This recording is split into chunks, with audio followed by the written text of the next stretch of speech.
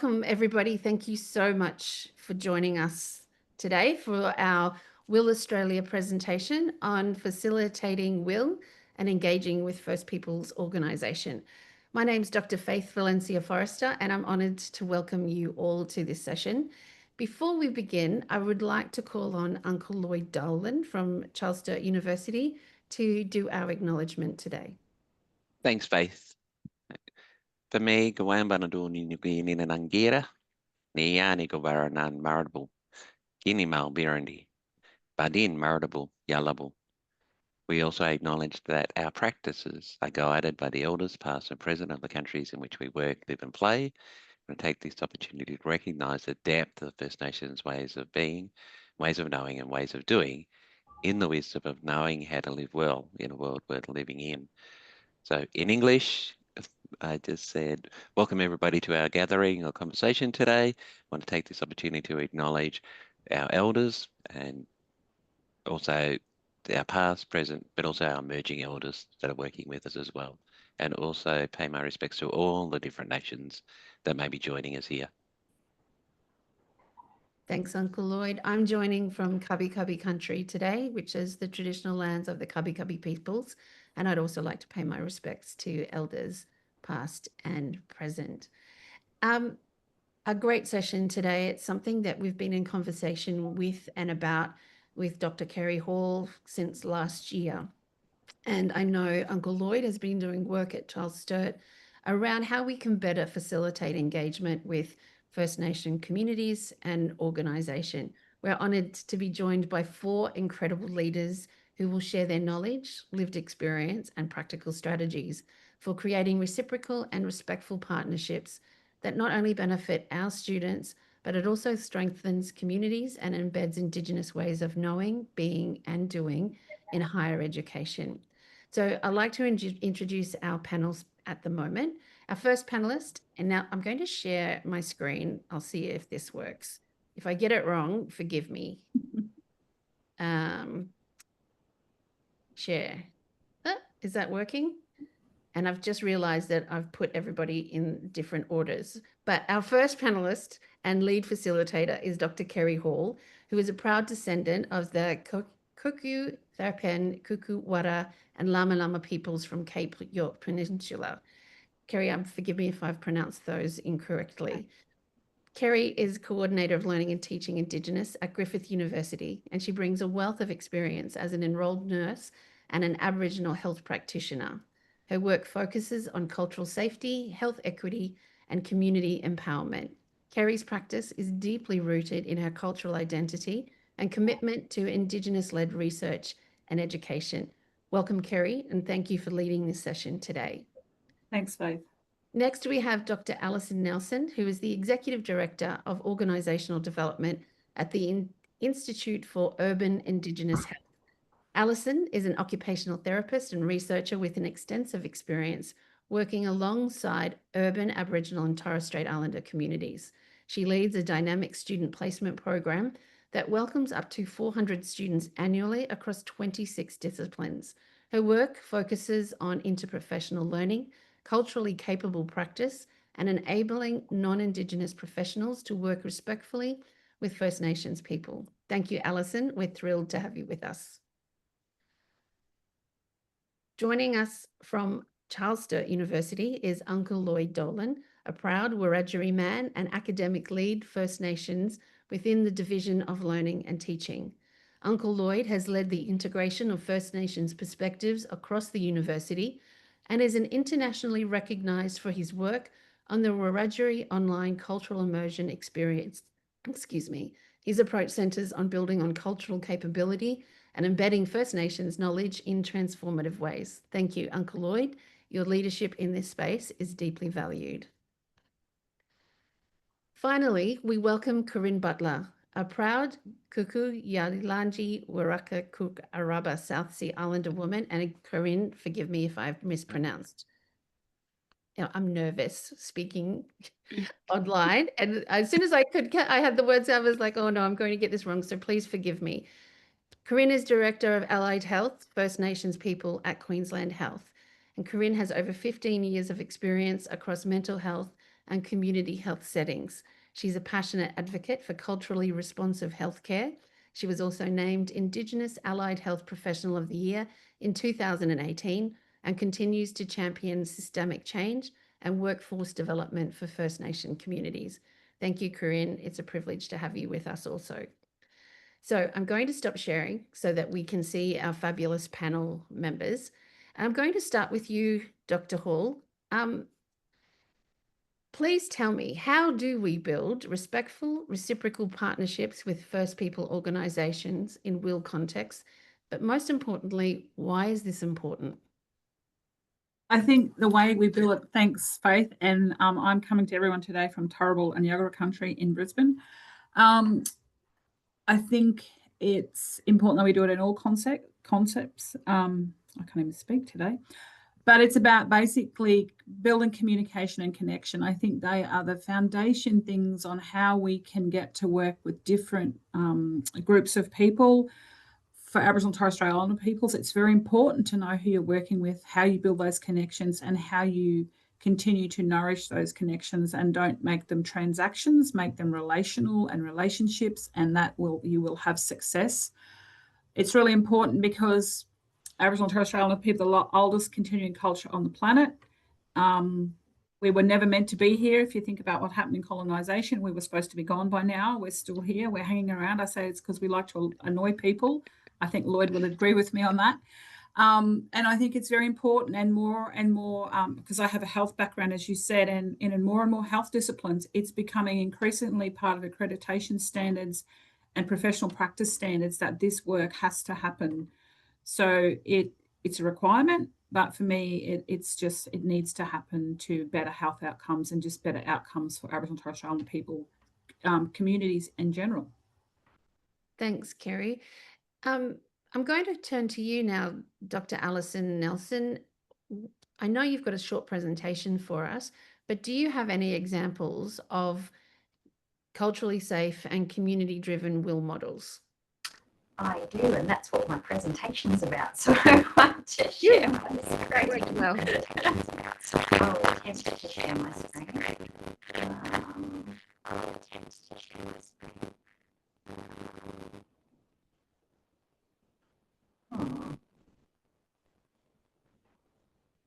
It's not coming up, so just give me 1 second. Sorry.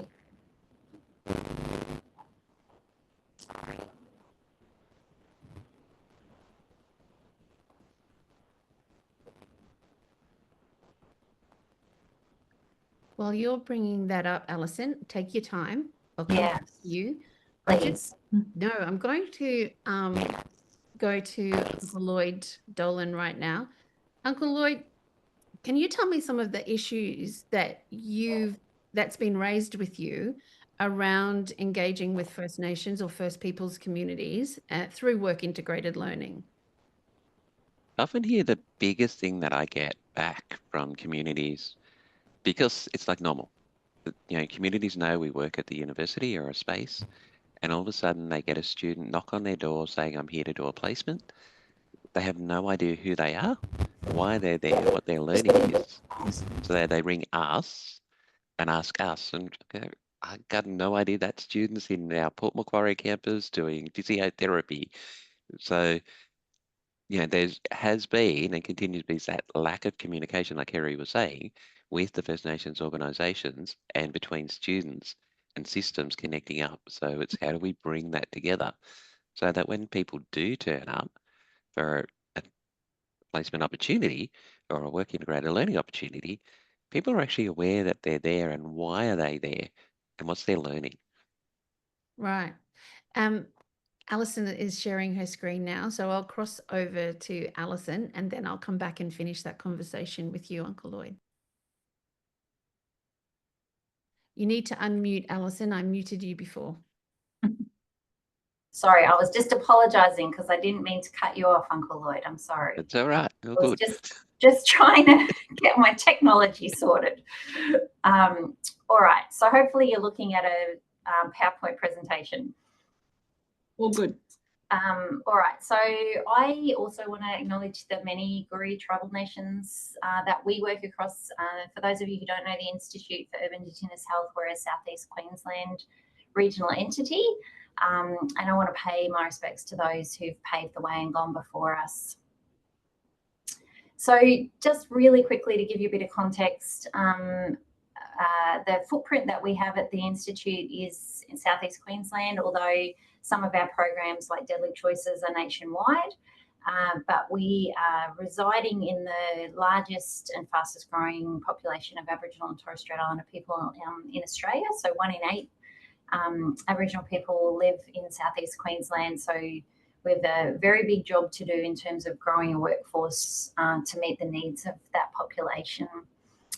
And I want to share an example, a couple of examples actually, one being a partnership that we have between ourselves, the University of Queensland and the Murray School. And just to give you a little bit of context of how that might play out in some of the examples I'm going to give, this is the way in which the Institute is kind of structured, I guess. So we're a regional body. We were formed by the Aboriginal and Torres Strait Islander Community Controlled Health Services in Southeast Queensland, which are represented by those bigger, colourful bubbles. And then each of those services has clinics in locations that are represented by the smaller bubbles. And then we also operate what's now called the Pamela Mam Health Service, which is named after our patron, Auntie Pamela Mam, which on this diagram is called the Goodna Clinic. So when it comes to WIL opportunities, I guess we're thinking about that whole sort of footprint and how we might place students across those. And the way in which our services are organised is that we have a foundation on what we call our WAYS statement. And Uncle Lloyd talked about that in his acknowledgement, our ways of knowing, doing, being, seeing and belonging. And the services that we provide are many and varied that you can see by that little house, with I guess the aim being that it's a bit of a one-stop shop for Aboriginal and Torres Strait Islander people to access community-based services. But I guess one of the challenges when it comes to WIL opportunities is that it does sometimes feel a little bit like we're trying to fit square pegs in round holes when it comes to logistics particularly. So when we're thinking about trying to line up into professional placements, often placements are different lengths, have different learning requirements, have different supervision requirements. So one of the things that the Institute's done over many years is I guess develop some ways of knitting things together and making, if you like, rounding off the edges of some of those squares so that we can fit them in some of the circles, the round holes. Alison, the slides haven't progressed. I'm not sure if you've progressed on your screen. Oh, I have. Yes. They haven't progressed. Maybe I can see them down the side, but the first one is Still not the same. Yeah, I think we're seeing your master, not the slideshow. All right. Let me. If you just click on the slide that you're up to, it should come up on here in the master.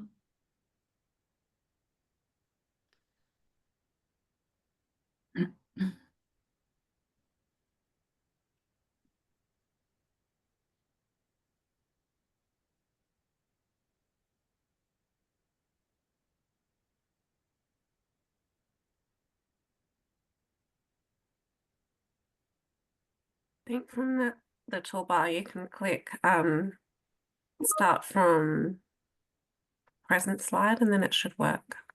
I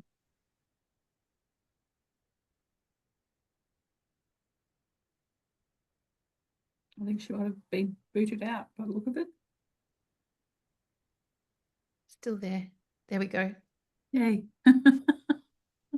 Don't you love technology? Oh, it's a good one, isn't it, technology? Love it.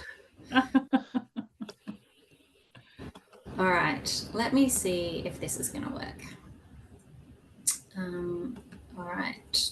Big, yeah, just click through there. That's working now. All right, great. So I'll provide this slide deck so you can see the rest. This was my square peg round hole analogy. So without taking up too much more time, I guess one of the things that we've learned over time is that we need different models. So we have a whole range of different models. And I'm going to talk a bit about the outcomes from a WIL perspective in just a second. And some of the logic, I guess, that we've developed over time is some really structural things that enable the WIL model that we have to work well. So one of those is UQ took the very innovative step about 15 years ago of deciding to locate the placement coordinator for community controlled placements inside the community controlled sector, so that rather than that position sitting inside the university, it sits inside community control. And what that means is people are able to connect with that person, they can ask questions, we can grow capacity for taking different placements, we can see opportunities for different placements. But that's really led to a huge amount of the growth in WIL opportunities over the last 15 years. We've also learnt that it works best to take final or nearly final year students on, particularly on clinical placements, because it's a little bit too challenging for people to learn everything all at once in those earlier years. So they're still trying to get their heads around the clinical side of things, as well as how they're working with Aboriginal and Torres Strait Islander people.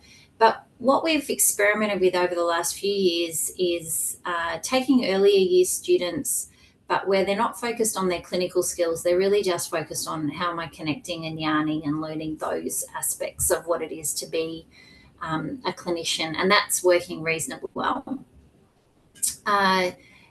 You can see some of the other, I guess, guiding logic to how we're trying to approach things. I think you need to click on the next slide. Alison, I'm so sorry to interrupt. I think you need to click on the next slide. You need to click on the slide in the master. We can still see the house slide. Oh, that's strange. If you click on start slideshow from current slide, it'll follow along in your view at the top of the toolbar.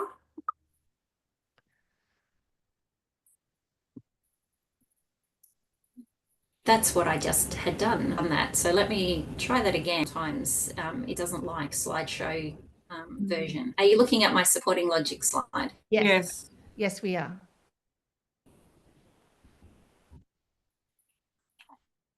And did it just progress? No, I think you need to click on each slide. Take that as a no. So what I'm going to do is just do this one. Then hopefully I can make it big enough that you can see it. Oops, not that. I'd forgotten this about Zoom because I don't use mode. So these are some of the things that we have in place to organise student placement. So we centrally coordinate them for the region. We have an orientation process so that people are getting that from the get-go. And we also do some evaluation around that and provide a scaffolded sort of student proper ways curriculum to help people learn how to work in our location and our space. And this won't come as any surprise to anyone, but we have a range of tools because we know reflection is key to encourage that reflection. So a whole range of different ways in which we try and create opportunities and environments, and also scaffold for our supervisors within IUE how that looks. So from an outcome perspective, so for those of you who aren't familiar, the Murray School, which is represented by that emblem at the top in Acacia Ridge, and that's really where our partnership started between UQ and the Murray School about 30 years ago, with the Institute forming about 15 years ago. So some of the outcomes from that are that the Murray School now employs their own speechies and OTs. We still have teaching or WIL opportunities from the university into the Murray School, including a community development course for all of final year OT who go in there and we modify that each year based on what the school needs. The institute itself started with 5 staff, and we didn't have any allied health staff when we started. And really, students have been the foundation of a whole bunch of different things. So I mentioned that the Choices program before. It started as a student project. We have a chronic disease rehab program called Work It Students who helped evaluate that, and then we wrote a submission that got that program funded, which led to really the birth of our allied health team. So we now have 90 allied health staff. As I said before, we have about 350 students a year on placement, and about 50 of our graduates from our student placement program are now employed with IUE. And we also have, from a university perspective, you know, being able to support the university to increase their placements in Indigenous health and increase the opportunities also to access curriculum input from various people within our organisation. And again, I think having the person embedded within IUE has really grown that capacity. So rather than the university sort of blindly reaching out, trying to find someone who might be able to lecture in this or that or whatever, we've got a central point of coordination sitting inside the institute that can do that piece of work on behalf of the university. So there's some other outcomes that I could talk about, but I might just stop sharing there. I can, like I said, I can provide the slide deck, but I thought that that might be just a little bit of a broad brushstrokes of some examples of how that partnership can look effectively. Well, that looks like a very successful partnership from what I can tell, to have those kinds of outcomes. Alison, I have a quick question, and if anybody has questions, please put them in the chat or put your hand up. Someone has asked, Christine has asked, can you share the reflection tools? My question is, when you've embedded somebody, is that funded by the university, or how have you done that? Because I think that's a key element. Yeah, the university, that's why I said it was really innovative. And it really, you know, it's back to one of Kerry's points, it really took leadership from the senior Aboriginal people sitting inside the university to orchestrate that. But yeah, the university, we have a 10-year partnership with UQ, and that resources the person sitting inside the community controlled sector. Yep. That's awesome. And we've now got the same partnership with Griffith, actually. So it's a model that has been really successful. Yeah, and I guess that's about the institutions demonstrating that commitment and putting their money where their mouth is, so to speak. And I also, sorry, just to add to what Alison said, with Griffith, I've helped facilitate people to meet and build relationships, but then I'm sort of stepping back because I don't need the relationships with the people at IUE. I have that relationship. So for the non-Indigenous academics who want to do in specific programs, who want to me to reach out, I'll say, I can facilitate a relationship. I can introduce you to the right people, but you actually have to do the work on the ground to make that work, because I don't need that to work. I already have a relationship with Alison and IUE in the work that we do. So, and that has been really successful. We tried it 1 year with dentistry, and they have continued to build that relationship between themselves and bringing staff from IUE in to lecture into the program and getting students to going out. And that's just through building that, it goes back to that relationship and going from there. Yeah. So you mentioned doing the work, Kerry. What does the work look like? Because not all of us have that understanding of relationality. Well, I think it's when you want to work with someone new in any facet of your life, what do?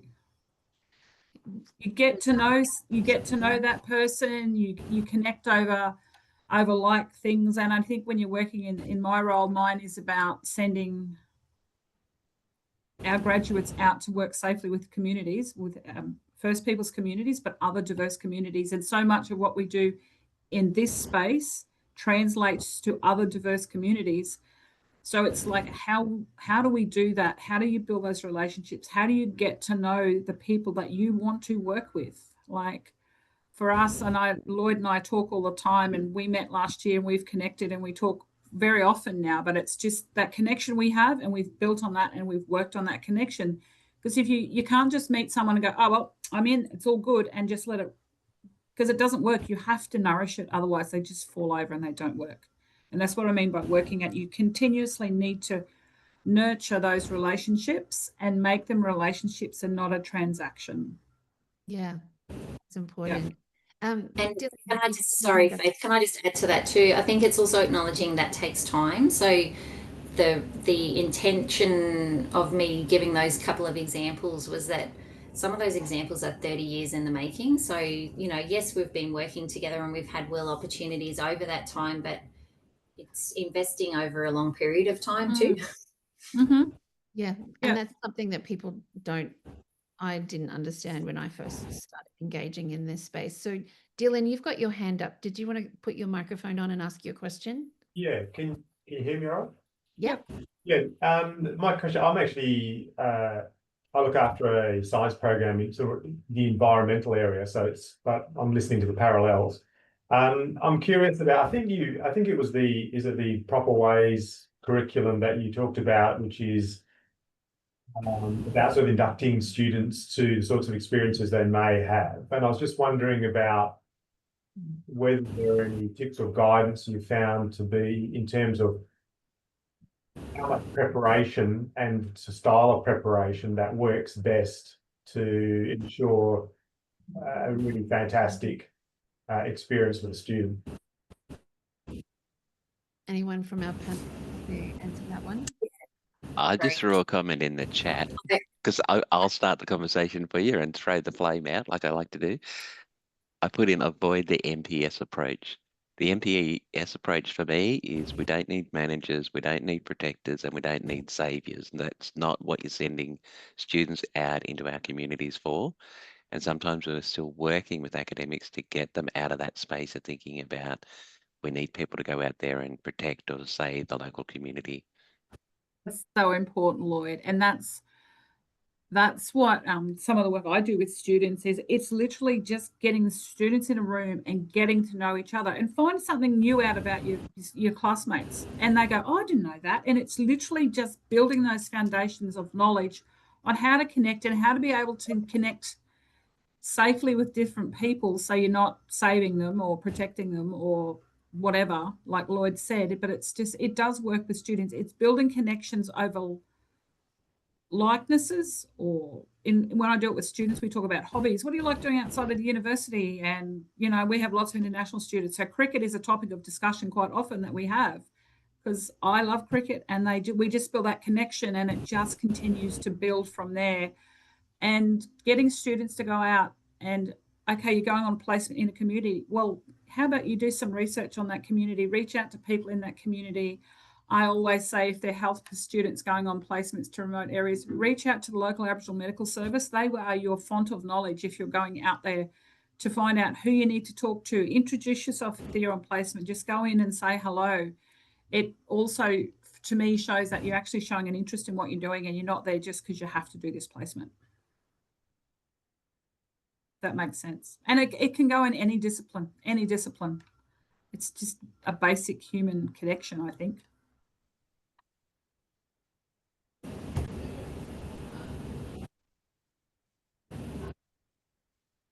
I think Corrine should jump in now since she's been Come on, sitting there Corrine, nice and don't be Yeah, quiet. definitely. I think also too, it needs to be contextually relevant. So as you were saying, Kerry, yes, there are stuff that the universities can do to prepare the students for when they're about to go on the WIL, but actually when they're on the WIL, who is being engaged within that? And Alison can provide more contextual examples of how they do it within the IUE.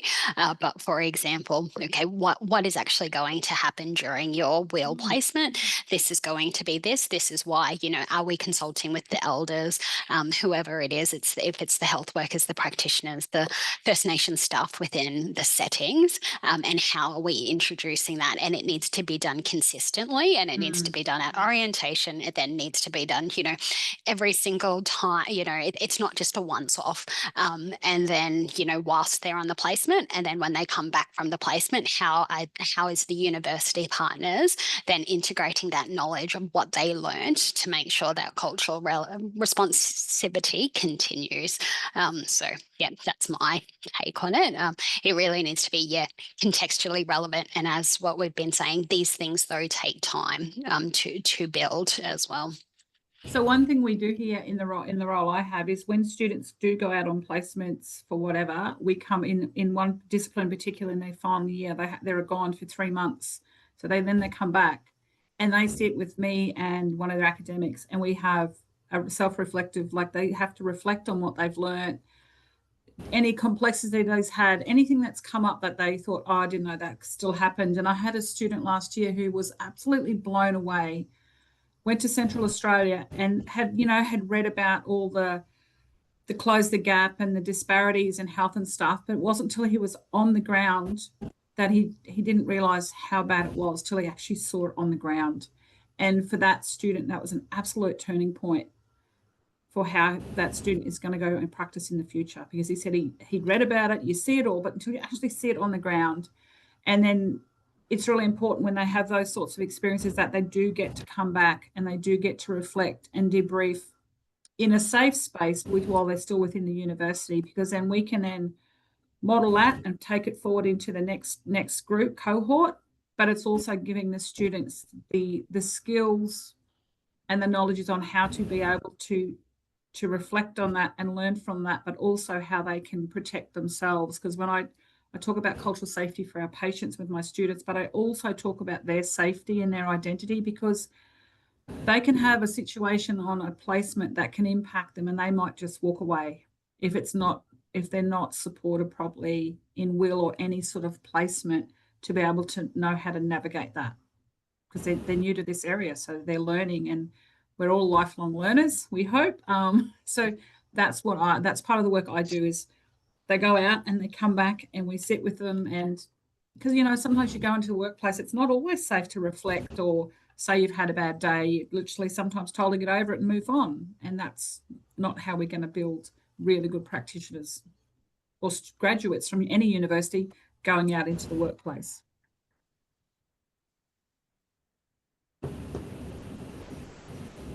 Yeah, I think the other preparation bit I'd add is, and it's why I said reflection's key.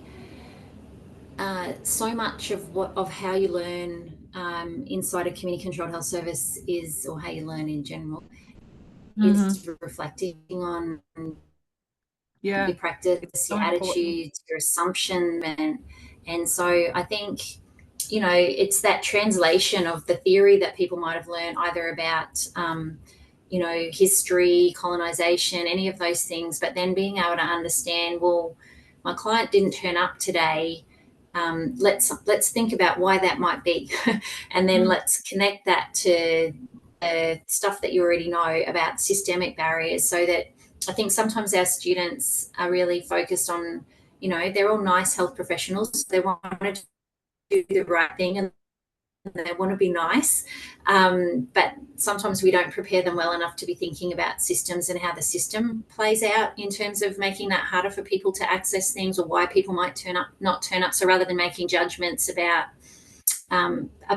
behaviours, being able to reflect on that and really think about some of the things that are impacting on people. Yeah, that's really important, Alison.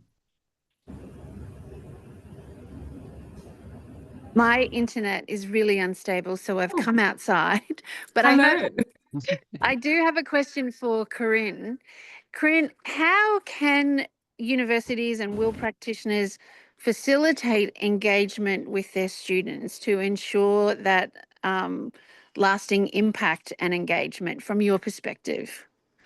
It needs to start at the beginning, so it needs to be constant. So similarly to, as I was saying around that, when we're doing the WIL, it needs to start at first year. The students need to know about Aboriginal and Torres Strait Islander history, about the cultural safety and responsiveness, and then that's throughout. So it's everybody's business. It's not just having a guest lecturer such as Kerry or Uncle Lloyd come in and do just this kind of once-off type thing. Each academic at the university needs to be culturally safe and responsive, and needs to be able to articulate that and how they promote that within their own journey, and be able to articulate what their cultural responsiveness journey has been like. And then the students need to then, you know, whether it's in assessments or tutorials or whatever it is as well, demonstrate how they're doing that. And we're building them slowly around how that goes, so that then by the time that they're graduates, they can really be able to articulate this.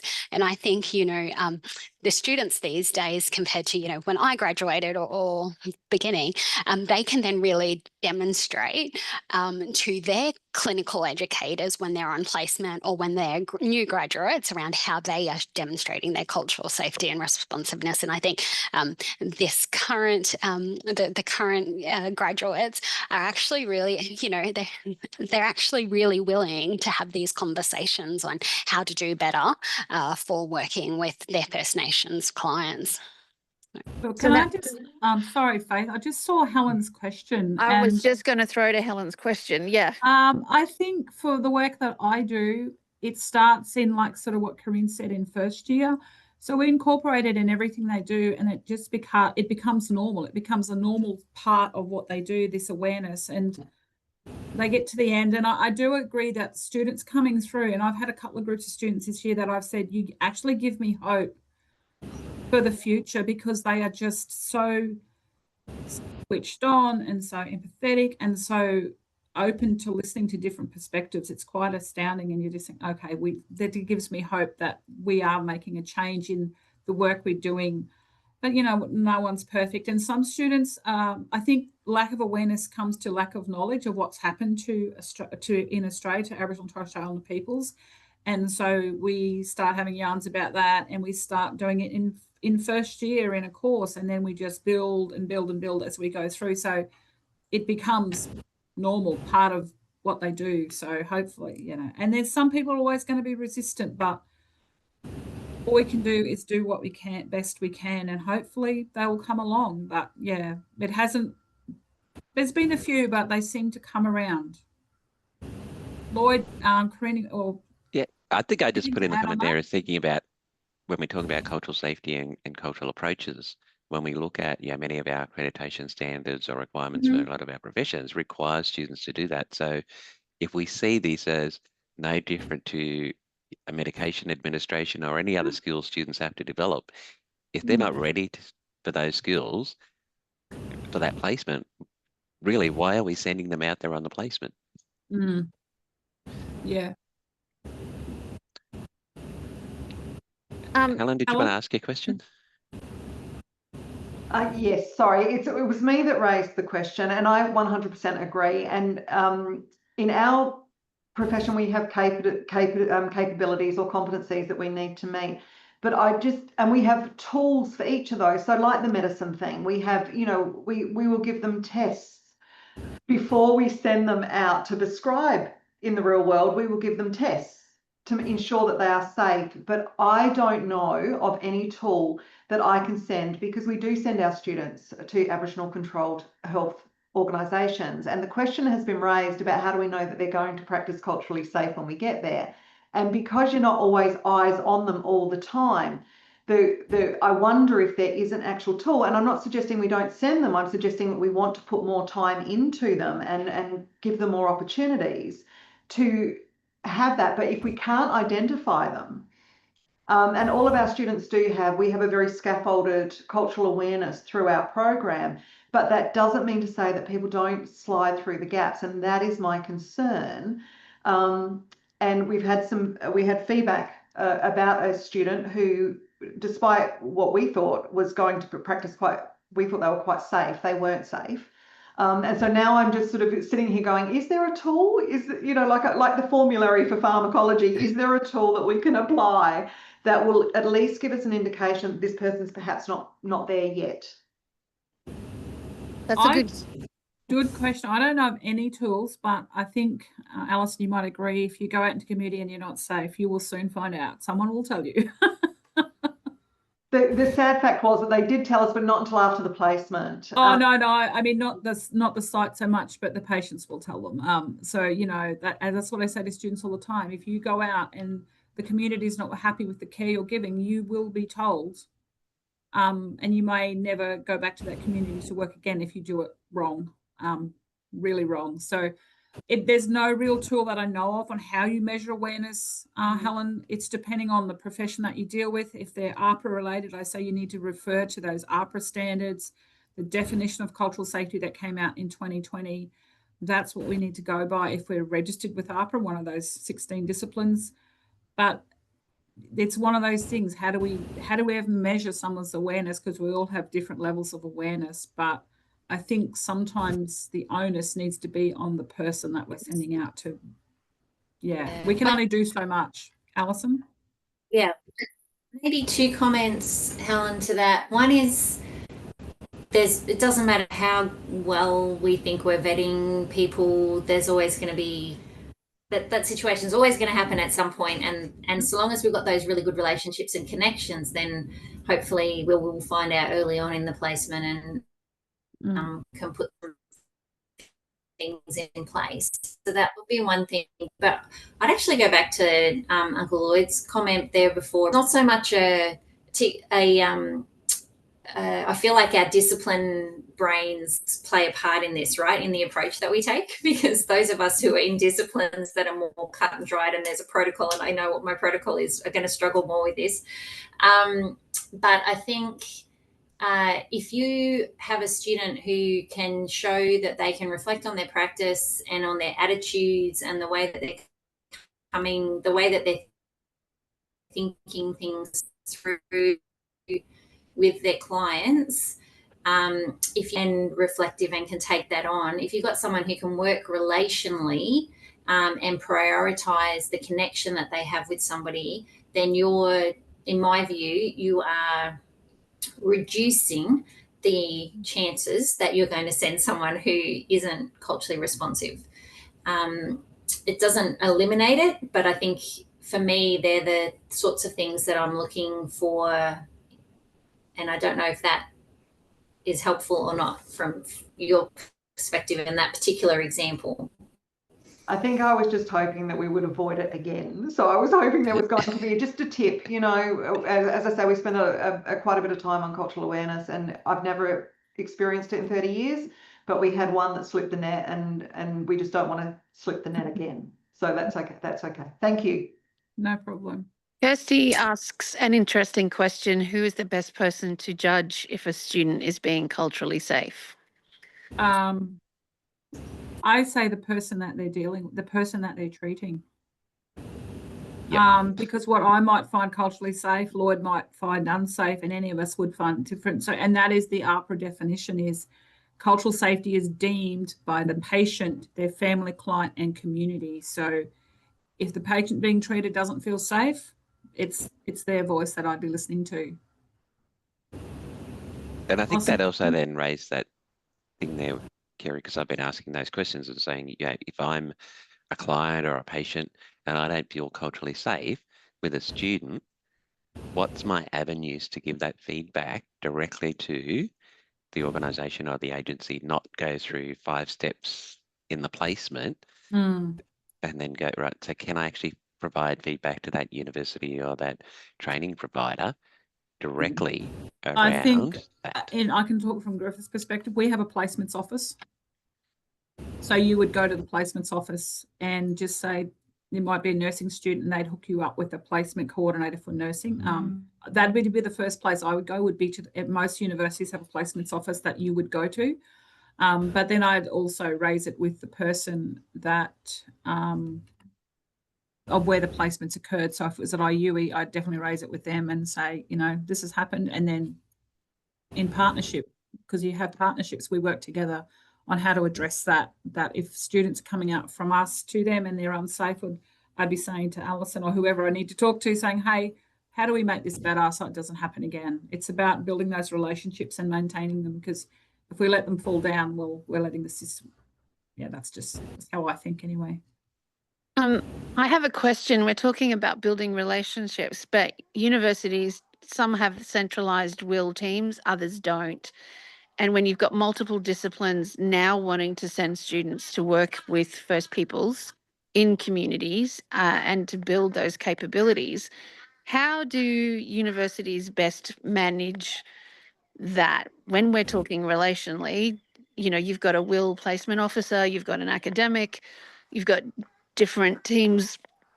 If we're leaving people walk away from this session, how should institutions manage that engagement and facilitate that engagement? Anyone on the panel, jump in. I think the model that we talked about earlier is a really easy solution to that, because if you've got someone, even in smaller institutions, smaller communities, having somebody part-time, but a shared resource even, but if you've got a WIL member sitting inside the system, then at the community control end, then it just solves so many of those issues. Like it was a central point of communication, it enables growth, it enables, you know, managing, not overloading services, because you've got someone who's the gatekeeper, that in a good way, who's making sure that the team that student's going to is ready and raring to go, and they're not overloaded or short-staffed or in a state of, you know, churn that means it's not going to be a good time for that student. So there's just so many inside lenses that having that person based inside the system makes such a difference, and it takes the load off the First Nations organisation as well. Corrine, do you have anything to add to that from your role? I would say in terms of Queensland Health, ours would be very similar to the example of what Alison was around having a central point of contact. So I'm within the Allied Health Office. So each of our program managers and the program managers are discipline specific. So it would be those people having having a one consistent person to talk to, but that can manage those partnership arrangements. I would agree. I think it's best if it's the consistent one person, but that we all have the same messages across. Yeah. In terms of preparing students and staff, I guess I know at Charles Sturt they have the cultural awareness journey. Just to shout out there, Uncle Lloyd, for the work that you've done. You know, is it something, and this might be a really obvious question, but I know in our department we've all done that cultural awareness journey, but I can't say that for sure for all other departments of WIL teams. Is that something or something similar? Do you have that in your own institutions? And is that something that you recommend that everybody involved in work integrated learning should undertake? I'd say yes. We have it at Griffith. We have cultural competency workshops for staff, and our students, all our students in health, before they go on placement, have to do a dedicated module. And then that actual module's open to anyone who wants to do it. So yeah, but I do think that if people are working in this space, they need to have an understanding of working with Aboriginal and Torres Strait Islander peoples and the past histories and policies and impacts that's had on our communities. They need to be aware of that before they go out. And so, yeah, our students do have a dedicated module that they do in health group, but more students widely across the university do that now, because it's just, they get a digital badge, so it's something they can display. They like badges. But it's something that it's just to give its students, it's at best entry level understanding, but then that allows us to build on it in the work that we do in the curriculum as well. So it sort of becomes scaffolded across the whole degree. And I think the interesting thing why we use the program similar, so a lot of our nursing students, physio, OTs, and our staff, the key that we've done with the program, it's getting people to think about who they are and where they're coming from. So what is their cultural identity? What's their cultural challenges? But also some of those biases that even that we may have as the academic organising the placement bring to it that we don't necessarily recognise. So when we're sending students out, for example, when I work with education, okay, but you're preparing your students for classroom management and bad behaviour, low attendance rates, poor performance in classrooms.